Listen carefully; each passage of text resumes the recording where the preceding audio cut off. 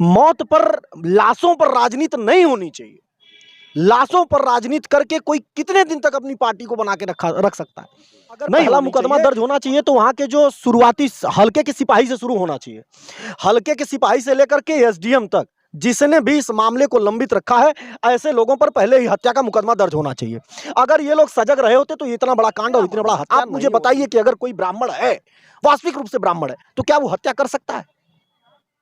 दूसरी दृष्टि में मैं बता दूं कि वो जो पंडित जी थे, क्या वो निर्धन ब्राह्मण? वो अगर मैं आज बाहुबली हूं, अभी मैं एसडीएम के पास चला जाऊं, मेरे पास जमीन है, उसको नपवाना है, मेरे पास पैसा है, तो तहसीलदार उठ के चल देंगे नापने के लिए। चलिए मैं गरीब हूं, मेरे पास पैसे नहीं है, मैं अपना प्रार्थना पत्र लेके जाऊंगा, एसडीएम साहब लिख देंगे, तो चला जाएगा लेखपाल साहब के पास, फिर तहसीलदार साहब के पास, फिर लेखपाल साहब के पास, फिर लेखपाल साहब क्या कहेंगे? ऐसे अधिकारी जिस भी जिले में शासन और सत्ता को मिल करके ऐसे अधिकारियों को चिन्हित करना होगा जो कि कहीं ना कहीं इस ऐसी हत्याओं के पीछे कारण बनते हैं और ऐसे गैंगवार को करवाते हैं। ऐसे अधिकारी ऐसे गैंगवार को कराते हैं और ऐसे अधिकारियों के खिलाफ कार्रवाई होनी चाहिए, उनको जेल के तहखाने में डाला। अगर बुलडोजर ही चलना है, मैं भी सहमत हूं, चलिए बुलडोजर चला दीजिए भाई। जो गलत है तो गलत है, उसको हम और आप सही नहीं कह सकते, और गलत है तभी तो बुलडोजर चल रहा है। और अगर गलत है तो बुलडोजर पहले चल जाना चाहिए था। बुलडोजर चलने में नमस्कार, आप जान रहे हैं कि देवरिया हत्याकांड का जो मास्टरमाइंड है वो अभी तक पकड़ा नहीं गया। अभी तक ये नहीं क्लियर हो पाया है कि वास्तव में वो प्रेम यादव जी की हत्या किसने किया, लेकिन लोगों का आरोप यही है कि देवेश नाम के जो युवक हैं उन्होंने हत्या किया, ऐसा लोग कह रहे हैं। लेकिन मैं इन सब बातों पे, इन सब मुद्दों पर बात करने के लिए आज विवेक तिवारी जी के पास में आया हूं, क्योंकि ये समाज सेवी हैं, युवा हैं। क्योंकि देखिए, अगर हम किसी नेता से बात करेंगे तो नेता यही कहेगा कि वो जिस पार्टी को, उसी पार्टी की बात करेगा। जो समाज सेवी होते हैं वो समाज के उत्थान के लिए, समाज में लोगों को आगे बढ़ाने के लिए जो अपना विचार देते हैं वही सर्वथा अच्छा भी होता है। तो यही रहा कि देवरिया हत्याकांड के पीछे पुलिस महकमा भी लापरवाह रहा, और जो भी मतलब खेती बाड़ी संबंधित मामले को देखने वाले जो लेखपाल होते हैं, कानूनगो होते हैं, एसडीएम होते हैं, उन सबकी लापरवाही से 2 परिवार बर्बाद हो गया। तो सबसे पहले तो यह हमें कि देवरिया हत्याकांड जो हुआ, इस पे क्या कहना है आपका? देखिए, जो देवरिया हत्याकांड हुआ है निश्चित तौर पे बहुत ही दुखद विषय है। देवरिया में जो कांड हुआ, ऐसा कांड कहीं होने नहीं चाहिए, इस तरीके की घटनाएं कहीं घटनी नहीं चाहिए। दूसरे क्रम में मैं कहना चाहता हूं कि देवरिया हत्याकांड पे जिस तरीके से राजनीति हुई, उस तरीके से राजनीति नहीं होनी चाहिए थी। मौत पर, लाशों पर राजनीति नहीं होनी चाहिए। लाशों पर राजनीति करके कोई कितने दिन तक अपनी पार्टी को बना के रख सकता है? नहीं होनी चाहिए। और अगर राजनीति होनी चाहिए तो विकास पर होनी चाहिए, शिक्षा पर होनी चाहिए, स्वास्थ्य के मुद्दों पर होनी चाहिए, राजनीति इन सब मुद्दों पर होनी चाहिए। किसी लाश पर राजनीति, जातिगत बंटवारों को करके इस युग में अगर राजनीति करना चाहते तो निश्चित तौर पर यह गलत है। और देवरिया में जो हुआ वो दोनों पक्षों के साथ गलत हुआ। कहीं न कहीं दोनों परिवार बर्बाद हो गया। मामला 2014 चल रहा था, और कहीं न कहीं प्रशासनिक आलाओं ने अगर ध्यान दिया होता तो आज 2 परिवार नहीं, मैं कह रहा हूं कि 2 परिवार के साथ जितने लोग गिरफ्तार हुए हैं उन तो बर्बादे हो गए हैं। तो क्या कि जो मतलब कहीं न कहीं 14 से लेकर इतना लंबा तक लटकाना जो हमारे अधिकारी, क्या कहना है आपका? देखिए, जैसा कि आप बता रहे हैं और मैंने भी देखा इस कांड में, अगर पहला मुकदमा दर्ज होना चाहिए तो वहां के जो शुरुआती हल्के के सिपाही से शुरू होना चाहिए। हल्के के सिपाही से लेकर के एसडीएम तक जिसने भी इस मामले को लंबित रखा है, ऐसे लोगों पर पहले ही हत्या का मुकदमा दर्ज होना चाहिए। अगर ये लोग सजग रहे होते तो इतना बड़ा कांड और इतना बड़ा हत्या नहीं होती देवरिया में। और आपको मैं बता दूं, ये देवरिया ही नहीं, तमाम ऐसे जिलों में तमाम ऐसी घटनाएं घट रही हैं कि जहां जमीनों को पाकर के खून और खराबे होते हैं। अगर खून खराबा नहीं होता है तो कहीं पता चलता है कि कोई पानी में डूब करके मर गया, वो डूब के मरता नहीं है, उसको मार दिया गया होता है। और जो दबंग लोग होते हैं उनके खिलाफ लोग बोल नहीं पाते हैं। तो निश्चित तौर पर ये कहीं ना कहीं जो वहां का प्रशासन रहा है, ये उसकी कमजोरी रही है। प्रथम दृष्टि में प्रशासन दोषी है, उस पर हत्या का मुकदमा दर्ज होना चाहिए। और दूसरे दृष्टिकोण में जो हमारे समाज के लोग हैं, मैं उनसे भी निवेदन करना चाहता हूं कि अगर कोई मामला, कोई घटना घटता है, किसी तरीके की घटना घटती है, अपराधी किसी एक विशेष जाति का नहीं हो सकता। अपराधी की तो कोई जाति ही नहीं होती है, मेरा मानना है। आप मुझे बताइए कि अगर कोई ब्राह्मण है, वास्तविक रूप से ब्राह्मण है, तो क्या वो हत्या कर सकता है? दूसरी दृष्टि में मैं बता दूं कि वो जो पंडित जी थे, क्या वो निर्धन ब्राह्मण वो हत्या कर सकता था? आप मुझे बताइए, आप गए रहे होंगे। अगर जो हत्या किया, क्या वो हत्या करने के बाद घर में बैठा रहेगा? क्या ये आपको लगता है कोई इसमें तीसरा एंगल? मैं आपको बता दूं कि निश्चित तौर पर मैंने पिछले भी इंटरव्यू में कहा है कि इसका कुछ और अलग है, जो कि छुपा है, जो पर्दे के पीछे है। प्रशासन को उसको बाहर करने की जरूरत है कि ऐसा ऐसा क्यों हुआ, किस वजह से हुआ। अगर वो पंडित जी को पहले से ही मारने की तैयारी, मेरे हिसाब से पहले से मारने की तैयारी थी, दोनों पक्षों को पहले से मारने की तैयारी थी, कोई तीसरा है निकल के आना चाहिए, उसका नाम आना चाहिए, और ऐसी हत्याओं का खुलासा नहीं होगा तो निश्चित तौर पर सवाल या प्रश्न चिन्ह हमेशा प्रशासन पर खड़ा होता रहेगा, और इस तरीके की घटनाएं नहीं घटनी चाहिए। हर एक एक इंसान की जान की कीमत होती है, वो चाहे भी किसी जाति का, किसी समूह का इसमें मामला नहीं है। एक जाति, एक एक एक इंसान की कीमत होती है। एक इंसान की जान चली गई, एक बिटिया की जान चली गई, एक मां मर गई, आज वो दोनों बच्चे अनाथ हो गए। दूसरे पक्ष में भी वो बिना बाप के वो बिटिया हो गई, बिना पति की वो पत्नी हो गई। तो ये संवेदनाएं हमारे अंदर होनी चाहिए। एक बित्ते जमीन के लिए आप लड़ जा रहे हैं। इसमें जैसे जो भी नेतागण थे, अगर सपा के आ रहे हैं तो यादव के यहाँ जा रहे हैं, बीजेपी के आ रहे हैं तो वो मतलब इनके यहाँ जा रहे हैं, तो क्या नेताओं को 2024 पड़ा हुआ है, चुनावी मैदान है, अखाड़ा है, जितना भी बॉडी को रगड़ना है अखाड़ा में रगड़ लें, जितना भी कुछ न कुछ लड़ लें।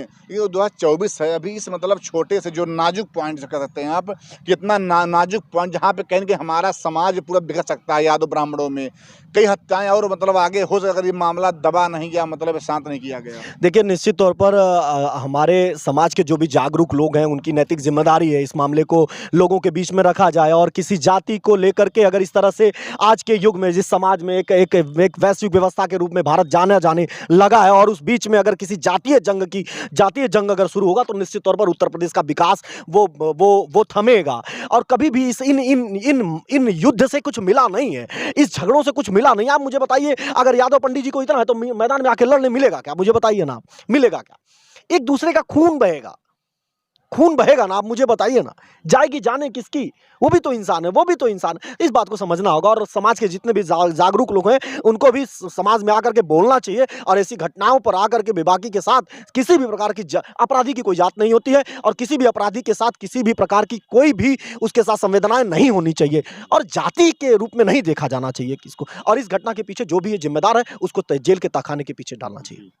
तो जैसे 2014 से मामला चल रहा था, तो प्रशासन की जो ढिलवाही है, आज ठीक है मानता हूं कि मतलब एसडीएम, लेखपाल, कानून गो, सीओ ये सब सस्पेंड हो गया, तो क्या सस्पेंड हो जाने से ही मतलब ऐसे जो समस्याएं समाज की है वो निपटारा उसका हो पाएगा? नहीं, बिल्कुल नहीं हो पाएगा। मैं बता दूं कि जैसे अब इसमें एक पहलू और भी आते हैं, उस पे भी चर्चा कर लेते हैं। बहुत सारे आपके दर्शक भी इस पे सवाल जवाब करेंगे। तो उसके जनक हम लोग हैं। अगर हम उन्हें अपने, जो होता ना कि अगर मैं आज बाहुबली हूँ, अभी मैं एसडीएम के पास चला जाऊं, मेरे पास जमीन है, उसको नपवाना है, मेरे पास पैसा है, तो तहसीलदार उठ के चल देंगे नापने के लिए। चलिए, मैं गरीब हूं, मेरे पास पैसे नहीं है, मैं अपना प्रार्थना पत्र लेके जाऊंगा, एसडीएम साहब लिख देंगे, तो चला जाएगा लेखपाल साहब के पास, फिर तहसीलदार साहब के पास, फिर लेखपाल साहब के पास, फिर लेखपाल साहब क्या कहेंगे, टाइम नहीं है मेरे पास, अभी मैं यहाँ हूँ, अभी मैं वहाँ हूँ। तो इन सब बातों के पीछे मामला सिर्फ एक है कि जितने बाहुबली हैं उनकी जमीन तुरंत नप जाएगी, जितने पैसे वाले हैं उनका कब्जा तुरंत मिल जाएगा, जितने भी गरीब तबके के लोग हैं अगर वो चाहते हैं कि हमारी 2 बिस्से ज़मीन या 1 बिस्से ज़मीन कहीं नप जाए तो उनको नपवाने में कई ज़माने लग जाएंगे। तो इस पर मुझे लगता है योगी जी को भी काम करना चाहिए। अभी जो ज़मीनी स्तर पर इस तरीके की तैयारियां नहीं हो पाई हैं, और जो आख्याएं लगाई जा रही हैं, जैसे कि एक पोर्टल चल रहा है, पोर्टल पर आप कंप्लेन कर देंगे तो उस पर आख्याएं भी आप देखे होंगे, तमाम ऐसी रिपोर्ट्स आ रही है जो कि गलत आख्याएं लगा दे रहे हैं। तो ये एक जांच का विषय है। माननीय आदित्यनाथ योगी जी को एक पैनल बनाया जाना चाहिए, वो पैनल बनाए, और जिससे कि जमीन की समस्या को तत्काल उसको एक्शन लेकर के एक अलग टीम बना करके जितने भी गरीब हैं, अमीर हैं, जिसकी भी जमीन के जितने भी मामले हैं उनका निस्तारण जल्दी से जल्दी किया जाए। इसके लिए शासन को तत्काल काम करना चाहिए। वैसे बता दूं आपसे कि अभी जब से योगी जी आए हैं, इनके द्वारा एक घरौनी सिस्टम बनाया, जैसे आप खतौनी होता है वैसे हर घर का घरौनी होगा, घर होगा, जो भी उसके आसपास के लोग हैं उनका भी उसमें नाम रहता है कि एक मतलब घर के बगल में ये पड़ोसी हैं, दाएं दाएं बाएं जो भी लोग रहते हैं। तो घरौनी मतलब बनवाने के बाद भी अगर ज़मीनी मामला ख़त्म नहीं हो रहा है, तो कहीं न कहीं ये बात भी निकल के आ रही है कि जो प्रशासनिक लापरवाही है। जैसा आपने कहा कि अगर बड़े मतलब कोई व्यक्ति है, अगर वो जाता है तो एसडीएम के पास एप्लीकेशन देते ही जो है वो तुरंत आएँगे नपाए सु। लेकिन जब बेचारा कोई गरीब 1 माह, 2 माह, 3 माह तक दौड़ता है, लेकिन होता आखिर में कुछ नहीं है। जो अभी आपने कहा उसका नाम है आईजीआरएस। आईजीआरएस में कई आख्याएँ दी जाती हैं, लेकिन होता क्या है कि पुलिस महकमा हो, चाहे आपका ये जो तहसीलदार हैं, चाहे उसके नीचे के मतलब जो भी कर्मचारी हैं, ये सब करते क्या हैं, आख्याएँ गलत लगा देंगे। उसके बाद वहाँ से फ़ोन आता है, उसे बोलते हैं मुख्यमंत्री हेल्पलाइन कि भैया क्या हुआ, आप संतुष्ट हैं? आप कहेंगे नहीं संतुष्ट हैं, फिर दोबारा भेजेंगे। तो कहीं न कहीं अधिकारियों की लापरवाही ही है जो इतना बड़ा हत्याकांड पीछे कारण रहा। निश्चित तौर पर मैं पहले ही बताया कि पहले दृष्टिकोण में जैसा कि उनको सस्पेंड किया गया, इससे काम नहीं चलने वाला। उनके ऊपर हत्या के मुकदमे दर्ज करके ऐसे अधिकारी जिस भी जिले में है, शासन और सत्ता को मिल करके ऐसे अधिकारियों को चिन्हित करना होगा जो कि कहीं न कहीं इस ऐसी हत्याओं के पीछे कारण बनते हैं और ऐसे गैंगवार को करवाते हैं।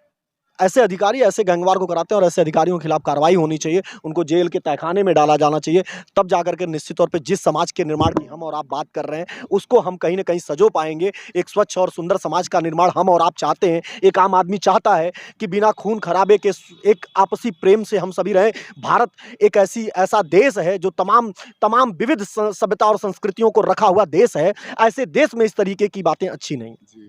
और जहाँ तक बात लोगों का डिमांड था कि एक बार चले बाबा जी का बुलडोज़र, क्योंकि योगी जी बुलडोज़र बाबा के नाम से फेमस हैं। तो आप इस पॉइंट से कहाँ सहमत हैं? देखिए, योगी जी का अगर बुलडोज़र चलना चाहिए था तो मुझे लगता है कि प्रशासन को इस मौत से पहले, इस घटना से पहले ही बुलडोज़र चल जाना चाहिए था। अगर बुलडोज़र ही चलना है, मैं भी सहमत हूँ, चलिए बुलडोज़र चला दीजिए। भाई जो गलत है, तो गलत है। उसको हम और आप सही नहीं कह सकते और गलत है तभी तो बुलडोज़र चल रहा है और अगर गलत है तो बुलडोज़र पहले चल जाना चाहिए था। बुलडोज़र चलने में देर क्यों हुआ? हो सकता है 2014 से लोग सो रहे थे। और अगर वही बुलडोज़र पहले चल गया होता तो इतनी बड़ी हत्या भी नहीं होती। चलिए अगर मैं उस पक्ष की बात करूं कि उसका कहना था कि वो कब्जा कर रखा है, ये सारी चीज़ें करके रखा है, तो पहले बुलडोज़र चल जाता तो कहीं न कहीं ये सारी जो इस घटना के पीछे जो कमी है, इस घटना के पीछे जो लोग मुख्य दोषी हैं, वो निश्चित तौर पर हम प्रशासन के लोग हैं। जब ये हत्याकांड हुआ उसके बाद 4 एसडीएम, लेखपाल, सीईओ सब सस्पेंड हुए। सस्पेंड होने के बाद जो है जितने भी ज़िले हैं, हर ज़िले में अब एक कमेटी बनाई गई है कि एक मतलब 2 पुलिस होंगे, लेखपाल होगा, सब लोग जाएँगे और जहाँ-जहाँ समस्या है निपटारा करेंगे। क्या इसके पहले तो सोते हैं क्या मतलब जो निश्चित तौर पे बिल्कुल आपका जो ये कहना है वो सही है कि जब तक कोई बड़ा हादसा नहीं होता तब तक प्रशासन जगता नहीं है। पहले जग जाना चाहिए था। अगर आपके द्वारा जो अभी जानकारी है तो मुझे जानकारी नहीं थी, लेकिन अगर आप मुझे बता रहे हैं तो ये अच्छा है कि इसमें और भी चीज़ें वहाँ के जितने भी ज़िले हैं, उन ज़िले में जो भी वरिष्ठ समाज सेवी लोग हैं, वहाँ के जागरूक नागरिक हैं या कोई ऐसा जागरूक नेता जो तमाम ऐसे ज़िले में ऐसे नेता, तो एक कमेटी बनाई जानी चाहिए ऐसी कि जो मिलकर के ऐसे बड़े मामलों का निस्तारण कराए जिसमें कि न्याय हो पाए और जिसमें लगातार अगर कहीं कोई घटनाएँ घट जा रही हैं तो उसको जल्दी से जल्दी उसका निस्तारण किया जाए। जी। उसे बता दें आपसे कि हाल वही है कि लेखपाल साहब हों, चाहे कानूनगो साहब हों, जब आप लगातार दौड़ते हैं, धूपते हैं, तो होता क्या कुछ मिलता-उलता नहीं भैया है। लेखपाल भी वही है, जब अभी हंटर चला है योगी जी का, इसका प्रभाव कितना दिन तक रहता है। जिसे आप जानते हैं जब एग्ज़ाम आता है तो एग्ज़ाम तैयारी आप 4 दिन, 5 दिन, कभी रात में सोएं, कभी रात में खाना नहीं खाते हैं, एग्ज़ाम देते हैं। एग्ज़ाम ख़त्म होने के बाद आप भूल जाते हैं मुझे पढ़ाई भी करना है। हाल यहाँ पे है कि जैसे ही हंटर चला, सस्पेंड हुए कुछ लोग, प्रशासन पूरा हिल गया है। सब लोग चेक कर रहे हैं भैया जल्दी करो, कहीं समस्या ख़त्म करो। लेकिन क्या ये कुछ दिन प्रभाव रहेगा कि नहीं इसका? देखिए, इस प्रभाव को बरकरार रखने के लिए आपकी अहम भूमिका है। जो मीडिया है और जागरूक नागरिक जो भी हमारे आपके व्यूअर्स हैं जो सुन रहे हैं, मैं उनसे भी निवेदन करना चाहूँगा। देखिए, आप जागरूक हो जाइए। ये लड़ाई आपके आस-पास भी है और ये देवरिया कांड नहीं है। मैं जानता हूँ कि आपके आस-पास भी ऐसी घटनाएँ घटी हैं और मेरे घर के आस-पास भी ऐसी घटनाएँ घटी हैं जिसमें तमाम ऐसी घटनाएँ घट के कहीं किसी फाइल में दब करके वो कहीं खत्म हो गई हैं। तो आप जागरूक होइए और इस मामले को लेकर के अगर आपके आसपास ऐसी घटनाएं हैं तो उसको फेसबुक वॉल पे, ट्विटर वॉल पे लिखिए, मीडिया को बताइए, लोगों को बताइए, जिससे कि बड़ी घटना को रोका जा सके। अगर कोई अवैध कब्जा कर रहा है, ऐसी कोई घटना घटने की आशंका है, तो उसको समाज को समाज के सारे जन को बताया जाना चाहिए। ये हमारी और आपकी नैतिक जिम्मेदारी है। हम और आप अगर अपनी नैतिक जिम्मेदारी को संभालेंगे तो निश्चित तौर पर ये जगह रहेंगे, और जब हम सो जाएंगे तो ये भी सो जाएंगे। इनको भी लगेगा कि भाई आप चौथा स्तंभ है इस देश के। अगर आप जगे रहेंगे, हम जगे रहेंगे, तो निश्चित तौर पर ये इनको जगे रहना पड़ेगा। जिन प्रशासनिक कर्मचारियों ने खूब मलाई खाया, भाई प्रेमचंद यादव जी कहीं न कहीं जिला पंचायत सदस्य भी थे, 2 बार उनकी पत्नी प्रधान भी थी। तो और उसके बाद ये क्या नाम इसका, दुबे परिवार कई बार एप्लीकेशन भी दिया, लेकिन हाल वही हुआ, कार्रवाई कुछ नहीं। क्यों? क्योंकि लेखपाल साहब आते रहे होंगे, मलाई खाते रहे होंगे, रुपया पाते रहे होंगे, लटकाओ, उन्हें मालूम था। लेकिन आखिर में ये सब इन सबके जो रुपया खाने का चक्कर है, करप्शन, ये आखिर में क्या कभी खत्म होने की संभावना है? क्योंकि मोदी जी ऊपर से, योगी जी नीचे से, इतना प्रयास करने के बाद भी क्या लगता है जनता खुद जागरूक नहीं है, खुद ये मतलब रुपए देते लगे अधिकारियों को? सच कड़वा होता है। अगर इस बात पर आप कहेंगे कि भ्रष्टाचार खत्म किया जा सकता है, तो मेरा ये मानना है कि भ्रष्टाचार को खत्म नहीं किया जा सकता है। ये वो बातें हैं ना कि अगर आप खत्म करने पे आएंगे तो आप खत्म हो जाएंगे। ये बहुत बड़ी गैंग है, और जिनका काम होता है इस तरीके की घटना करना, भ्रष्टाचार करना, दलाली करना। दलाल भी होते हैं, मैं सॉरी क्षमा चाहता क्या हूँ। मतलब गरीब ऐसे ही मतलब मरते रहेंगे, पिसते रहेंगे, वो परिवारें उजड़ती रहेंगी, बच्चे बर्बाद होते रहेंगे, समाज से बेचारे अपना परिवार छोड़ के उनका ध्यान दें, क्या चलता रहेगा? देखिए, मैं इस पर यही कहना चाहता हूँ कि जैसे देवरिया में कांड हुआ, हमारे तमाम ब्राह्मण महासभा के जो लोग थे, वो गए वहाँ। अब मैं वो घटना घट गई। अब आगे से ऐसी कोई घटना ना घटे तो आपकी नैतिक जिम्मेदारी है। आप एक घटना घट गई, चिल्लाना शुरू कर दिया। अब आगे से कोई ये घटना ना घटे, उसके लिए आपके पास क्या प्लान है? चलिए, आप अगर जातिवादी हैं तो आप जातिवाद ही कर लीजिए। मैं कहता हूं करिए, जातिवाद कर लीजिए, लेकिन उस जातिवाद को करने के लिए आपको करना क्या होगा? आपके जाति, आपके समूह में, आपके वर्ग में कोई भी बच्चा अशिक्षित ना रहे, किसी के घर भी कोई बीमार ना रहे, किसी भी ब्राह्मण के छत सर पर ऐसा ना हो कि छत ना रहे। तो उसके लिए काम करिए। अगर आपको करना है तो मुझे लगता है कि इन सब बातों से बाहर निकल करके समाज के हर उस वर्ग के लिए काम करना चाहिए। जातीय लेकिन जो जैसे यादव सेना, अंतर्राष्ट्रीय यादव संगठन, इनके भी नेता हैं, इनको क्या कहना है आपको? देखिए, यादव जी लोगों से भी मेरा निवेदन है, ये तो बड़ी उग्रता के, मैंने देखा तमाम व्यूवर्स थे जिन्होंने बड़ी उग्रता से बात करी।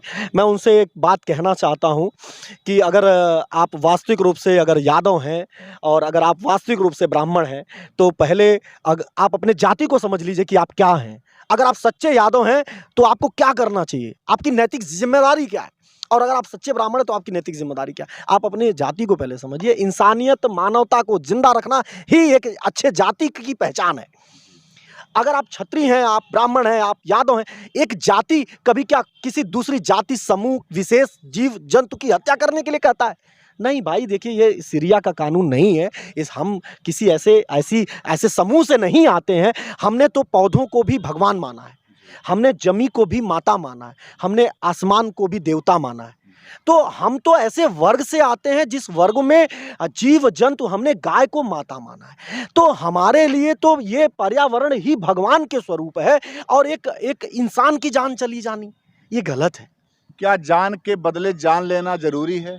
नहीं जरूरी है। अगर जान किसी की चली गई तो वहाँ के जो भी सज्जन थे, जो इस घटना को उन्होंने एक अंजाम दिया, आपके पास घटना घट गई ना, एक जान चली गई ना, प्रशासन था, आप प्रशासन से मिलते, बात करते, आंदोलन करते, जागरूक होते।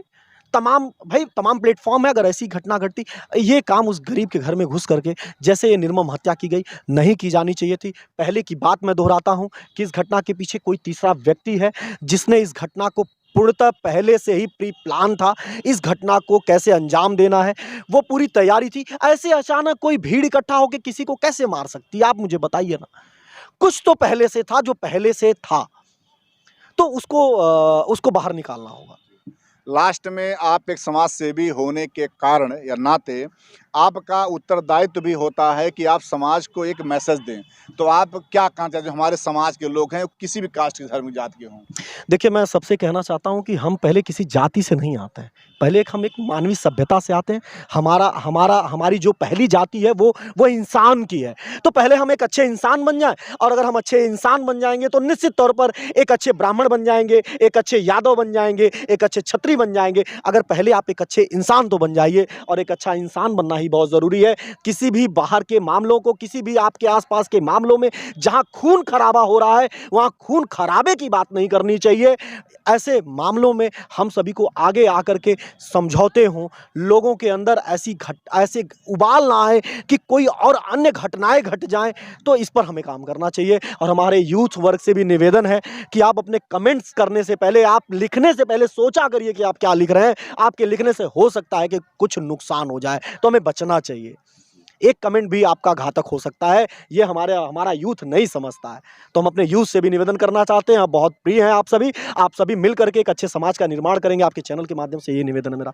बहुत-बहुत धन्यवाद। आप जानते हैं कि सोशल मीडिया का समय है। आप अगर ब्राह्मण, यादव लोग जो भी हैं, अगर ऐसे ही एक वक्तव्य दे देंगे, कमेंट दे देंगे, पता नहीं कितनी लाशें गिर जाएंगी। लेकिन मैं ये कहूँगा कि जो प्रशासनिक ढांचा है, योगी जी आप यहाँ के मुख्यमंत्री हैं, और कम से कम 21 से 22 करोड़ जनसंख्या के पर आप बहुत बड़ा विश्वास है।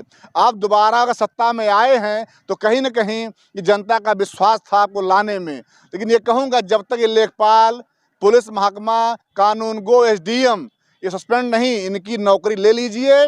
और जो बुलडोज चलता है ना गुंडों के, ये चला दें इनके ऊपर। जब तक इनकी बुद्धि नहीं सही होगी, जो सरकारी नौकरी पाने के बाद समझते हैं हमारे बाप की नौकरी है, इनको एक बात दिखाइए कि सरकारी नौकरी में आने के बाद तुम नौकर हो, ना कि मतलब राजा हो। तो अभी आपने विवेक तिवारी जी की बातों को सुना, और मैं ये कहूँगा कि जो प्रशासन में बैठे बड़े बड़े अधिकारी हैं, उनका व्यवस्था कब होगा, कब वो मतलब न्याय देने के योग्य होंगे कि केवल पैसा ले लेकर के जो है बस केवल अपना झोली भरेंगे, अपना घर बनवाएंगे। लेकिन ये भी समझ लीजिए, जिस तरह दोनों परिवार बर्बाद हुआ हो, यादव हो चाहे ब्राह्मण हो, कहीं कहीं देखिए अनेकता में एकता। हमारी जो संस्कृति है ये बहुत ही मतलब सुंदर है कि यहाँ इतने धर्म के लोग हैं, लेकिन फिर भी सब कैसे प्रेम से रहते हैं। तो मैं कहूँगा कि देवरिया से कांड जो है दोबारा ना होने पाए। और विवेक जी ने जो भी कहा है उस पर आप कमेंट दीजिएगा, लेकिन कमेंट ऐसा हो कि उस कहने से समाज के लिए अच्छा हो।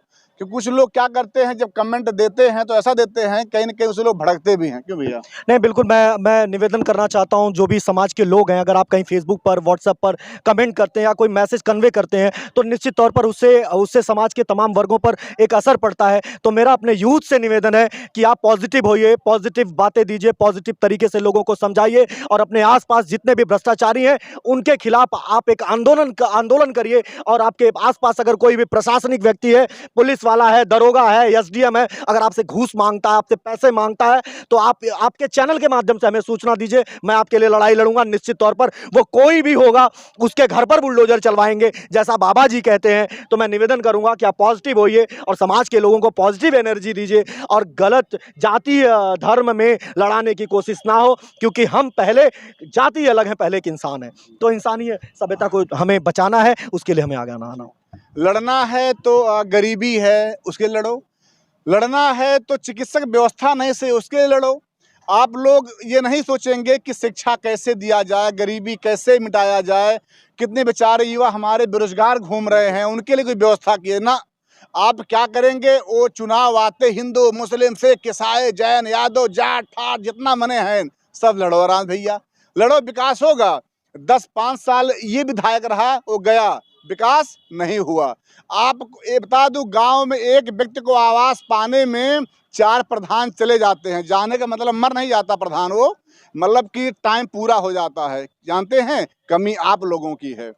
तो ये जो हमारे देश के युवा हैं, युवाओं में तो वो शक्ति है कि देश क्या पूरा वर्ल्ड बदल देंगे। और बता दें आपसे कि हमारे देश के युवा, ऐसा विश्व में कोई देश नहीं है जहाँ पे अपना धाक न जमा के रखे हों। बिल्कुल सही बात है। मैं कहना चाहता हूँ तमाम ऐसे देश हैं जहाँ हमारे भारत के युवा इंजीनियर के रूप में, डॉक्टर के रूप में, शिक्षा के रूप में तमाम ऐसी जगहों पर जाकर के बैठे हैं, लोगों को ज्ञान दे रहे हैं।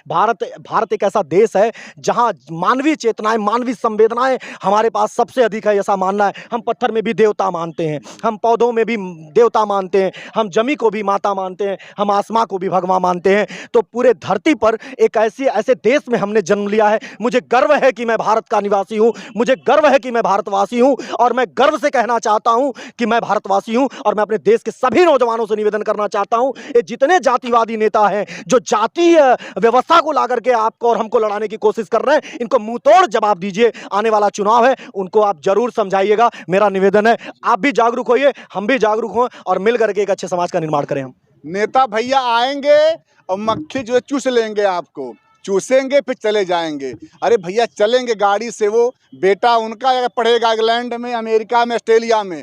आप अगर गरीब हैं तो गरीब की तरह मर जाओगे, क्यों कहा जाता है गरीबी न मत मिटाओ, गरीब को ही मिटा दो। तो भैया आप लोग जो युवा हैं उनसे बहुत अपेक्षाएं हैं, और मीडिया का इतना केवल काम है आपकी बात पहुंचाना जनता तक। तो देखिए, हम इतना बड़ा जनसंख्या है पूरे भारत का, हम सबसे नहीं मिल पाएंगे ना अभी बात कह पाएंगे, लेकिन हम लोग छोटे से मतलब मुद्दे को किस तरह से आप तक पहुंचा लें, यही हमारे से बड़ी मतलब उपलब्धि होगी। तो यही कहूँगा कि मेरे प्यारे भाइयों, हिंदू मुस्लिम यादव ब्राह्मण ना करो, प्रयास ये करो कि जो लेखपाल, एसडीएम, पुलिस महकमा इसमें संलिप्त था उनके ऊपर कार्रवाई हो, और हमारे देश सुंदरता है, प्रेम भाव का वो बना रहे। प्लीज़ कमेंट आप कीजिए, क्योंकि आपका कमेंट से ही जो है मुझे लगता है जो मेरा रिपोर्टिंग अच्छा रहा, कैसा रहा। हो सकता है भाई मैं अभी सीख रहा हूँ, आप कमेंट दीजिएगा। जय हिंद, जय भारत।